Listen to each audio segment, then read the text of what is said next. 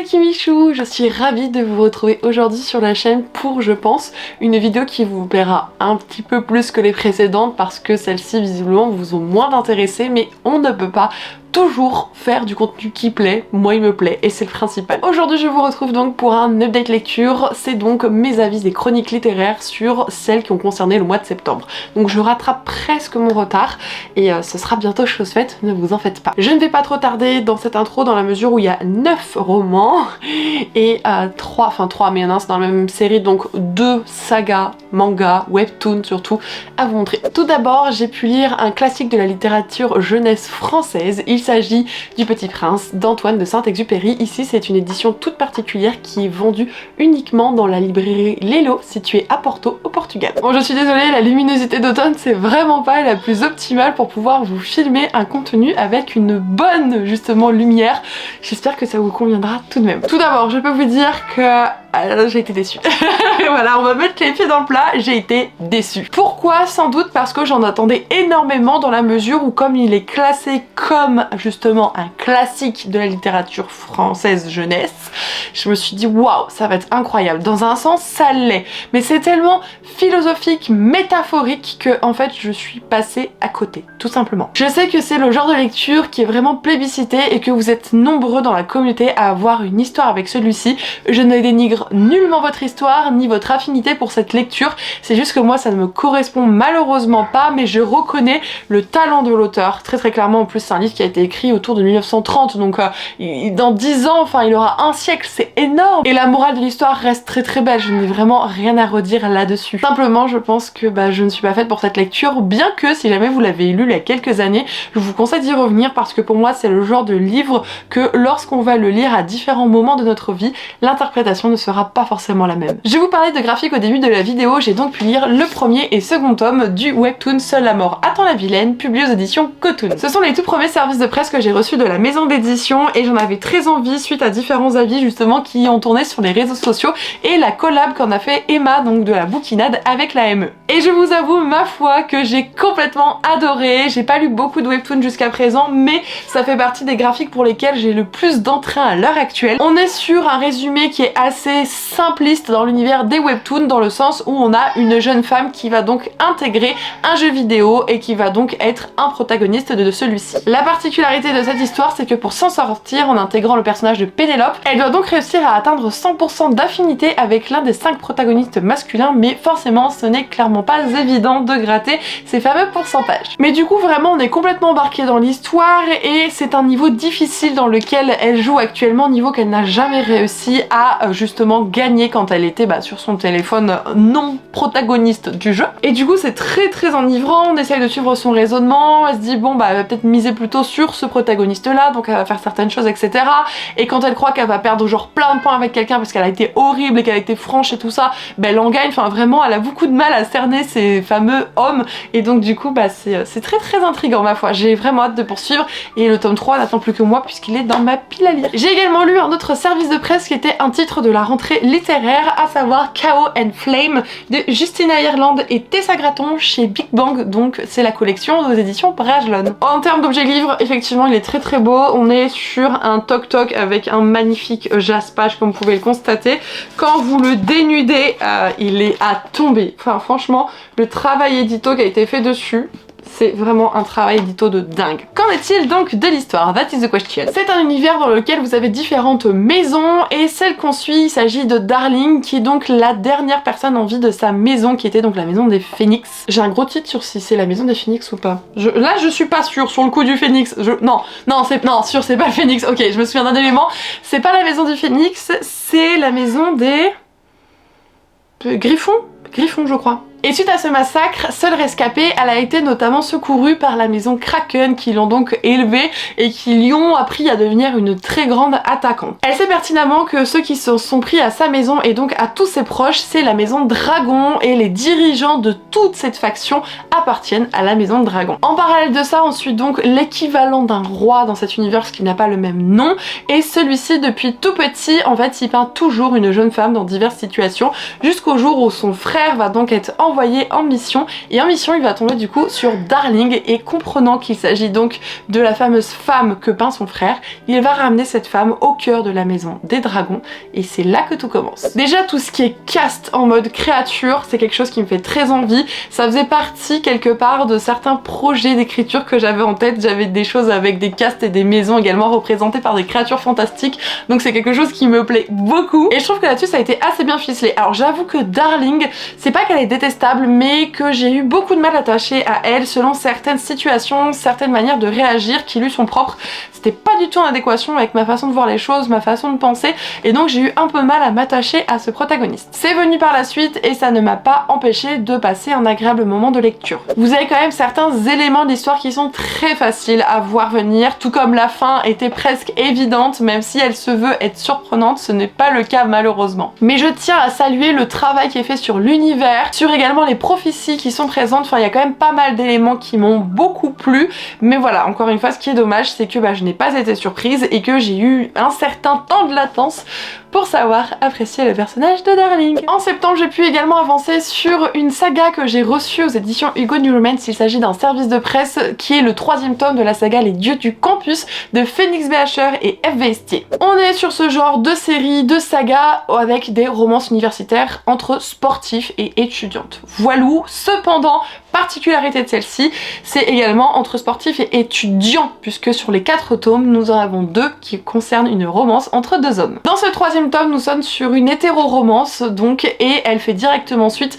à l'homo-romance concernant Sander et Dante, ici présent, et donc son frère. Et ce qui est très intéressant dans le personnage de Dante, c'est que déjà, c'est un homme qui pratique le cheerleading. Et dans la façon de penser des gens, ce sport est un sport de femme, et lorsqu'un homme le pratique, c'est une mauviette, ou alors c'est pas considéré comme un vrai sport, c'est un sport entre guillemets de femmettes, etc. Et donc il va devoir toujours plus et encore faire ses preuves et démontrer que non, finalement c'est très physique et tout le monde n'a pas la possibilité de réussir à le pratiquer correctement. La protagoniste féminine de ce 3e tome, il s'agit de Blake qui est une jeune femme, encore une fois ce coup-ci aux antipodes de ce qui est défini par de correct chez les femmes, si on peut dire ça. J'aime pas, hein, c'est vraiment... C'est fait exprès dans ce tome quelque part parce que, alors oui c'est une étudiante brillante etc, mais elle fait de la MMA, c'est un sport de combat libre en fait, et clairement quand vous voyez une jeune femme qui fait ça, qui en ressort, qui a des bleus le lendemain etc, enfin dans la tête des gens c'est pas un sport de femme encore une fois, et même elle aura des a priori sur le cheerleading, enfin bref ça amène quand même des situations très intéressantes et ça forcément franchement je tiens à le souligner tout simplement. De plus sur les 3 livres que j'ai lus du coup de la saga sur 4, je pensais que le 2 serait mon préféré parce que Sander était un protagoniste qui m'intéressait beaucoup, qui a de gros tourments, on parle aussi de santé mentale avec Sander et du coup ça me faisait extrêmement envie et ça m'avait beaucoup percuté. Pour autant maintenant que j'ai lu Dante, Dante l'a surpassé pour moi. Voilà, je pensais pas du tout honnêtement, mais Dante l'a surpassé pour moi. On parle aussi de santé mentale parce que le cheerleading est un moyen pour lui de ne pas penser à certains de ses démons, sauf que parfois la vie fait que on est obligé d'y revenir et ce n'est pas forcément facile à gérer dans ce genre de moment de crise. Par conséquent c'est un personnage qui m'a énormément touchée et forcément cette colocation de 4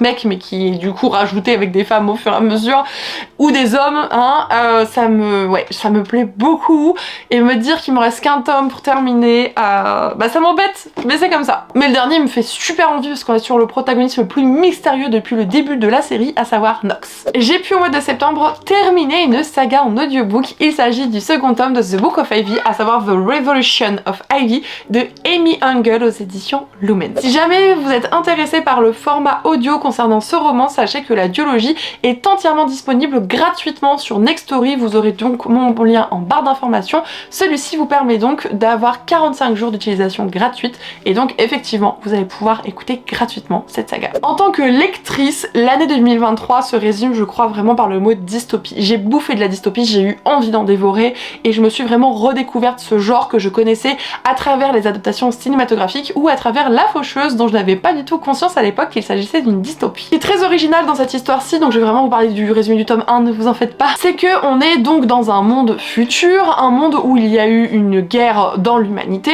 et parmi les 2 clans restants disons-nous, il y a eu une guerre entre les chefs et donc il y a une certaine famille qui a gagné. Nous suivons du coup la fille du clan perdant et pour que le clan gagnant ait une main prise sur les perdants et que les perdants ne se rebellent pas, il y a des mariages arrangés, des mariages forcés. C'est pourquoi Ivy, donc la fille du chef perdant, se voit épouser Bishop, le fils du chef gagnant, sauf que Ivy, si elle y va, c'est pas juste parce qu'elle est obligée de l'épouser, c'est parce qu'elle est missionnée par son père pour le tuer, lui et son papa justement, afin que ce soit sa famille qui soit à la tête de toute cette ville. Et le tome 1, je l'ai adoré, ça a été un coup de cœur, honnêtement, j'ai bouffé le truc, quand dans mes oreilles ça me disait merci d'avoir écouté, je fais pardon, qui a dit que c'était la fin? Qui de droit? Parce que là il faut qu'on m'explique. Vraiment je l'ai pas vu passer, quand je l'ai écouté je l'ai éclaté, pour rester poli, je l'ai dézingué. Et du coup bah j'avais un peu peur dans le tome 2 parce que le tome 1 était tellement dingue, mais vu la fin du tome 1 j'avais envie d'enchaîner clairement. L'audiobook n'était pas encore disponible à l'époque, il l'a été depuis. Et en fait ce tome 2 pour moi il est à la hauteur du tome 1, simplement j'ai préféré le tome 1. Mais le tome 2 a un autre dynamisme qui est très intéressant. On arrive du coup à bien conclure la saga comme il faut, il n'y a pas de questions en suspens, pas de frustration, je n'ai pas vu venir la plupart des éléments perturbateurs du récit. On rajoute des protagonistes qui, je trouve, ont un rôle quand même important, donc je suis très contente, ce sont pas du tout des pièces rapportées. Et puis je ne vous le dirai jamais assez, mais Bishop, book boyfriend parfait, il est... Oh, c'est Bishop, vraiment. Découvrez Bishop. Est-ce que je vais oser vous vendre des livres en mode non mais ce prota il est trop bien, découvrez-le, allez crocher sur lui, vous lisez le livre pour lui? Bah visiblement oui. J'ai également décidé de lire un livre qui était super hypé sur TikTok en septembre. Il s'agit du premier tome donc de la saga Heart Players avec The Bucket List de Alice Desmerveilles aux éditions Plume du Web. Encore une fois nous sommes sur une romance universitaire et la particularité de celle-ci c'est qu'on va suivre une jeune demoiselle nommée Lily qui est donc extrêmement travailleuse, très ordonnée, très rigide, très carrée dans sa vie et depuis qu'ils ont eu la perte de leur papa, son frère part complètement en sucette. C'est pourquoi elle va essayer de se rapprocher de sa colocation. Ça va être un petit peu compliqué, elle va se prendre complètement de griffes avec Maël. Donc Maël c'est genre le mec connu partout dans le monde universitaire sportif et qui a peut-être une grosse tête ou peut-être pas, ce ne sont peut-être que des apparences, peut-être qu'une carapace. Le fait est que les deux vont jouer au chien et au chat et elle va prendre une décision, Lily, c'est celle de s'inviter à la coloc pour faire en sorte que son frère revienne vivre chez sa maman et donc avec elle. Si jamais vous posez la question de pourquoi est-ce que ce roman se nomme The Bucket List, c'est assez simple, la meilleure amie de Lily va justement challenger celle-ci. Elle est tellement rigide et carrée qu'elle se laisse aucune opportunité de moment d'évasion, enfin vraiment tout doit être carré et ordonné, il peut pas avoir de surprise ou autre, et elle va la stimuler en lui faisant une bucket list d'été. Elle va donc devoir en fait cocher tout ça comme du saut en parachute, etc. Donc autant vous dire que pour Lily c'est clairement la mer à boire. Alors j'ai bien aimé, mais je suis pas pour la hype. Je trouve qu'il est surcoté. Donc s'il vous plaît, ne pas me taper si c'est un livre que vous avez kiffé. Parce que oui, j'ai passé un bon moment, je n'ai rien à redire là-dessus. J'ai adoré l'intrigue qu'il y avait autour de la meilleure amie, ça m'a tenté beaucoup. Bon, dans un sens, je suis un peu déçue parce que c'est une série où vous avez un tome par romance et on a les tenants et les aboutissants de ce qui concerne sa meilleure amie, donc bon, j'aurais bien voulu un tome sur eux deux. Le problème que j'ai eu durant cette lecture, les deux points de vue, enfin les deux choses négatives, pour moi, c'est Lily et Maël. Donc autant vous dire que quand c'est les protagonistes qui me posent problème à la lecture, ah bah tout de suite ça coince un peu. C'est-à-dire que Lily, ouais, elle est vraiment dépeinte comme quelqu'un qui ne s'ouvre à rien, qui se refuse tout, très enfermée, et d'un coup on sait pas pourquoi elle va se bourrer la tronche, elle va faire n'importe quoi. Enfin, j'ai du mal à comprendre, c'est-à-dire que moi pendant très longtemps j'ai été dans ce genre de situation, très concentrée sur mes études, mon couple, ma vie privée n'était pas ma priorité à l'époque, etc. Et pour autant, je me voyais pas faire ce qu'elle faisait, donc du coup, je trouvais ça difficilement réaliste et plausible dans une romance qui se veut du coup contemporaine, donc dans notre monde. Mais j'ai appris à l'apprécier petit à petit, mais c'est vrai qu'elle a eu certaines choses qui m'ont fait un peu grincer des dents, mais Maël aussi, parce que je trouve que sur certains traits de sa personnalité et certaines actions, il a été problématique. Alors, ça me gêne pas dans une histoire que ce soit le cas, mais ça dépend comment l'histoire est vendue en fait, si vous voulez. Et je ne pensais pas du tout qu'il aurait réagi ainsi. Il est surprotecteur, c'est pas qu'il est, enfin il est presque toxique selon certaines situations, mais c'était compliqué. Enfin, il a de très bons côtés et finalement il s'en prend plein le dos sur beaucoup de situations différentes, mais pour autant j'aurais aimé qu'il soit plus safe, on va dire, vis-à-vis de Lily. Donc c'est pour ça que je suis un peu...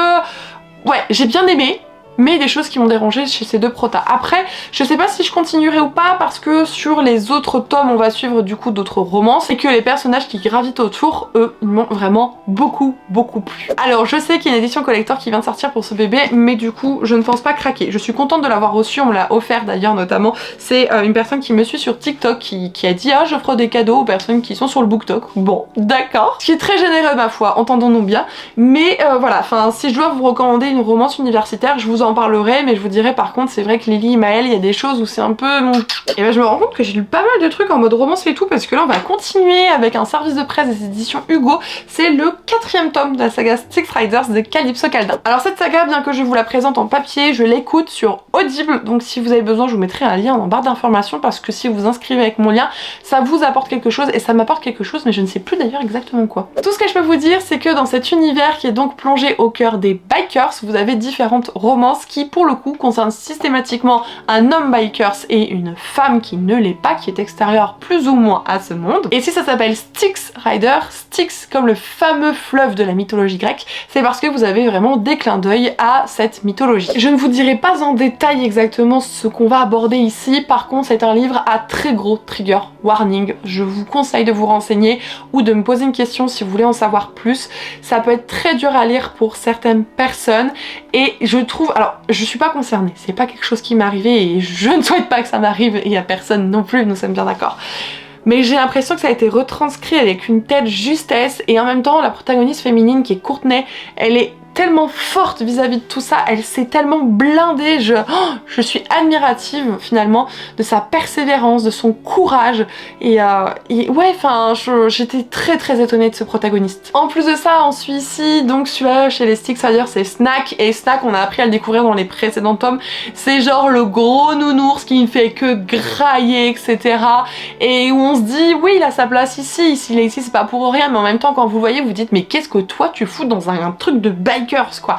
Et j'aime beaucoup, il faut creuser chez ce personnage. Une grande sensibilité et ça m'a beaucoup plu, vraiment. Si un jour vous me demandez quelle est ma romance préférée parmi toute la série, je serai incapable de vous répondre, vous mettrez dans une position terrible, mais celle-ci, ma foi, j'ai su grandement l'apprécier et on est vraiment sur de la reconstruction et de l'acceptation et du pardon, le tout à deux. Alors celui-ci, vous devez tous le lire, tous.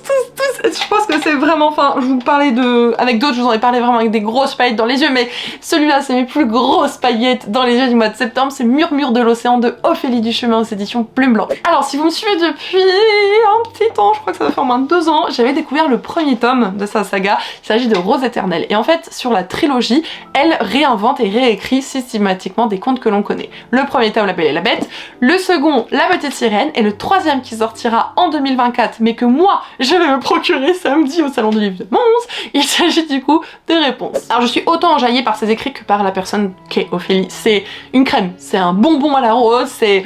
Elle est trop mignonne, elle est trop gentille, elle est hyper pétillante et puis des fois elle va vous sortir des trucs et ça va être tellement drôle, enfin vraiment j'adore Ophélie et j'ai qu'une hâte, c'est de la voir samedi, qu'on se fasse un gros câlin et que je lui repique une photo. On avait fait une photo ensemble la première fois et je pense que là c'est moi qui vais la harceler, enfin bref c'est quelqu'un que j'apprécie vraiment beaucoup. Et du coup par rapport à ce roman-ci, Réécriture de la Petite Sirène, Eric comme jamais.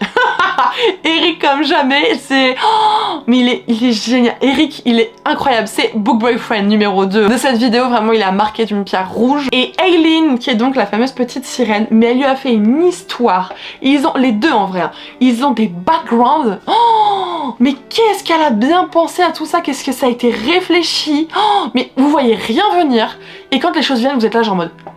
Non, elle a fait ça. Et...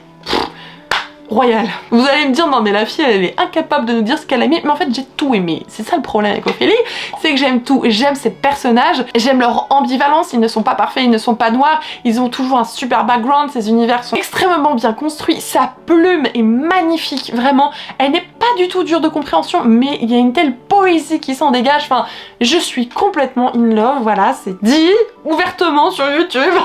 Mais vraiment, si avec ça vous avez pas envie de découvrir sa série, moi je peux plus rien pour vous, sincèrement. On va redescendre un petit peu parce que là on est sur une lecture un petit peu plus en demi-teinte. Il s'agit donc de The Dead House de Don Kurtagic aux éditions du Chat Noir. On va suivre la personne ici présente qui se nomme tantôt Carly, tantôt Kathleen. Parce que en effet, à la suite d'un événement, on la suit 20 ans plus tard et ce protagoniste-là, qui a 20 ans plus tard, est atteinte de TDI. Il me semble que c'est TDI le mot. En fait, le jour c'est Kathleen, je crois, et la nuit c'est Caitlin, je sais plus l'ordre. Mais vous voyez, en fait, selon les moments de la journée, c'est pas la même personnalité. D'ailleurs, je pense que je me suis un peu trompée dans la temporalité. On la suit à l'époque à l'école, et on sait qu'à cette école, en fait, il y a eu 3 élèves morts et que elle a disparu. Et on retrouve 20 ans plus tard un carnet où elle a livré toutes ses pensées. Et on va essayer de comprendre un petit peu le cheminement de ce qui est arrivé à cette école et à cette jeune femme portée disparue. Mais c'est genre tellement... what the fuck. Alors l'ambiance est génialissime parce que en fait on suit en grande majorité la protagoniste qui s'anime la nuit. Donc du coup c'est vraiment en mode creepy spooky, c'est hyper agréable à lire, c'était parfait pour l'ambiance d'Halloween, ça tombait à pic. Mais vraiment c'est dur de bien comprendre où veut nous emmener l'auteur. C'était... oh, il y avait des épisodes à suivre parce que c'est pas juste jour-nuit, on voit les psys, on essaie de comprendre ce qui se passe dans le lycée. C'est beaucoup plus complexe que ça. Il y a des choses, on va parler de santé mentale, mais vraiment on plonge à l'intérieur de la tête pour voir ce qu'il en est, pour comprendre en fait. Et on a ce côté où des fois il y a une personnalité qui va effacer l'autre, pourquoi l'autre n'est plus là, etc. Enfin, c'est très compliqué de mettre des mots dessus, mais c'est... on se fait balader tout en essayant de comprendre toutes les informations qu'on se prend soit en pleine tête, soit celles qui sont disséminées petit à petit. Donc vraiment c'est une lecture qui selon moi, il faut être concentré pour vraiment la comprendre et l'assimiler, et il faut pas s'attendre à la fin du livre à avoir toutes les réponses. Je pense que c'est pas le but de l'auteur ici, il est pas là pour vous dire... enfin, on sait ce qui s'est passé, mais il y a certaines choses qui restent un peu en suspens, et il y a des choses, c'est pas que c'est tiré par les cheveux, mais ce serait presque comme une allégorie sur certaines choses qui arrivent. Je peux pas vous en dire plus, c'est assez frustrant de m'exprimer sans vous en dire plus du coup, mais c'est déroutant, et ça ne plaira pas à tout le monde, et tout le monde ne saura pas le comprendre et l'accueillir comme il faut ce roman, donc n'hésitez pas à vous renseigner, tout du moins à m'écouter, parce que sachez que rien que la narration par exemple, c'est soit on a des enregistrements d'interviews ou des lectures du journal, en soi on n'a rien d'autre que ce genre de narration-ci. Donc vous voyez déjà rien que ça c'est assez atypique. Avant de passer au dernier roman, je vous propose du coup le second webtoon que j'ai lu. Il s'agit de Comment Rayanya a survécu au manoir Winged Knight, et encore une fois c'est publié aux éditions Coton. Alors parce que j'aime beaucoup ce genre de trope et que celle-ci est grandement appréciée dans l'univers du webtoon, on est sur une jeune femme qui va du coup intégrer un jeu et qui va du coup être une protagoniste de celui-ci, manque de peau, elle les voit mourir. Sauf qu'en fait, elle qui a joué au jeu, elle sait ce qu'il en est, elle sait qui est le méchant, elle sait qu'est-ce qui va se passer, etc. Et donc elle va essayer de jouer sur tous ces tableaux pour justement tirer parti et ne pas mourir dans le jeu. Graphiquement, même s'il est magnifique, j'ai préféré Seule la mort attend la vilaine, mais même dans l'histoire en soi, j'ai beaucoup plus accroché. Par contre celui-là, il est très très bien aussi. Graphiquement, encore une fois, c'est superbe. Vous voyez rien qu'à la couverture, déjà ici par exemple, c'est une robe d'époque, ça nous fait penser vraiment au style victorien. Vous voyez bien également le costume du jeune homme, hein. Enfin, il y a beaucoup de choses comme ça qui visuellement rend le webtoon très très appréciable. Après, ce que j'aime beaucoup, c'est que dans celui-ci, elle sait les choses. Donc elle va vraiment réfléchir pour essayer de tirer toujours son épingle du jeu et de manipuler les autres. Et ça, du coup, je trouve ça super intéressant et c'est très différent de Seule la mort attend la vilaine. J'ai également reçu le second tome, il est juste là, coucou toi. Il faudrait que je poursuive parce que selon moi, dans mon background de lectrice, si je laisse ça trop traîner, je les laisse tomber. Alors que j'ai adoré. Simplement, les graphiques, moi j'ai besoin que ça aille vite, qu'il n'y ait pas trop de temps d'attente entre les publications. Pas toujours évident, mais là pour le coup je crois qu'il y a même le tome 3 qui est déjà sorti, donc j'ai de quoi faire. Mais vraiment les webtoons, j'ai découvert ça pleinement vraiment en 2023 par conséquent, et j'aime beaucoup beaucoup ce format. Pour terminer cette vidéo, je vais vous parler d'un livre où vraiment les lectures sont mitigées. Il s'agit du nouveau Morgane Moncomble, à savoir Un automne pour te pardonner, qui appartient à la série Les Saisons, et comme toujours cette autrice est à retrouver aux éditions Hugo New Romance. Il s'agit d'un service de presse. Ce roman également sacré trigger warning parce qu'on va suivre Camélia qui a été harcelée durant sa scolarité et qui est maintenant étudiante pour devenir avocate. Elle va être convoquée parce qu'en fait elle est sur le testament de quelqu'un, testament de son harceleur en chef, à savoir Rory. Ce qu'il faut savoir, c'est que la personne qui est donc incarcérée en tant que suspect principal pour le meurtre de celui-ci, c'est Lou McAllister. Lou, c'était le meilleur pote de Rory et c'était potentiellement le crush de Camélia quand elle était jeune. Lou, faisant partie de ses harceleurs, il va quand même demander l'aide de Camélia et il ne veut que Camélia pour pouvoir justement un petit peu tirer au clair ce qui s'est déroulé, et Camélia va accepter de se prêter au jeu. Parce que elle est là quelque part pour se venger, mais lui, il est là surtout pour se faire pardonner ses actes. Déjà, ce qui est super intéressant dans ce qu'a fait Morgane, c'est qu'on a un côté très thriller, très chasse au trésor en fait, parce que il y a des pistes, il y a des indices qui ont été laissés volontairement par la personne qui a été tuée, parce que c'est un sacré psychopathe, enfin c'est même un sociopathe pour tout vous dire. Il était extrêmement détesté, enfin bref, et donc du coup on suit, enfin on trouve un indice, et puis ça nous mène à autre chose, etc. Enfin franchement ça dynamise énormément le récit, c'était super appréciable. Et Lou, quelque part, malgré ce qu'il a fait, il en devient touchant par rapport à certaines choses qui sont dites, sur des explications de son background, etc. Et Camélia, elle est tellement forte par rapport à tout ce qui s'est passé et qu'elle replonge les pieds dedans, qu'elle replonge du coup dans le cercle de ses harceleurs. Enfin, elle est aussi une sacrée paire d'ovaires parce que, enfin, je la trouve impressionnante. Et là où justement ça peut faire polémique actuellement sur les réseaux, c'est que vous avez la team qui a compris dès les premières pages le cliffhanger, le truc de fin. Et t'as ceux comme moi qui l'ont lu et qui sont arrivés à ce moment-là, qui ont lu le truc, qui ont fait bah non, tu relis 3 fois le truc, hein. Non. Ça c'était moi, vraiment. Et donc du coup je l'ai lu avant de rencontrer l'autrice parce qu'il y avait une soirée organisée par les éditions Hugo et je lui ai dit, j'ai dit je suis désolée mais je t'ai insultée. Elle me dit t'inquiète, c'était le but recherché. Bon bah ok, pas de problème. Non franchement ça m'a énormément surprise, j'étais complètement embarquée de A à Z par tout ce qui se passait, je le dévorais. Ouais, j'adore. J'adore. Je sais par contre, je peux vous dire que la suite n'est pas du tout comme ça. On retourne sur des romances beaucoup plus classiques dans les autres tomes parce qu'en fait ce sont des romances autour des meilleurs amis de Camélia et c'est très différent, mais je suis trop contente que Morgane s'est essayée à ce type d'écriture, à ce type de roman. Pour moi c'est un gros carton, mais je sais que c'est pas le cas pour tout le monde et je suis vraiment désolée que vous ayez tout vu venir, c'est dommage. Et bien voilà les Kimichou, cette vidéo est à présent terminée. Je suis heureuse d'avoir pu vous proposer quelques retours, avis, chroniques littéraires sur mes lectures du mois de septembre qui ont été plus chargées qu'à l'accoutumée. Simplement j'étais en vacances donc j'ai pu me permettre de passer des soirées à lire. Bon je dis ça mais pendant que j'étais au Portugal j'ai travaillé quand même tous les jours. Juste le soir c'était pas de travail, c'était de la lecture. N'hésitez pas à me dire si ce genre de vidéo vous plaît toujours autant parce que je suis presque en demande de retour de votre part au vu des dernières vidéos qui vous ont beaucoup moins plu. J'ose espérer que ce sera pas le cas pour celle-ci, qu'elle vous plaît peut-être davantage, qui sait. En attendant du coup de pouvoir découvrir une prochaine vidéo, je vous fais des gros bisous les Kimichou et surtout prenez soin de vous. Ciao.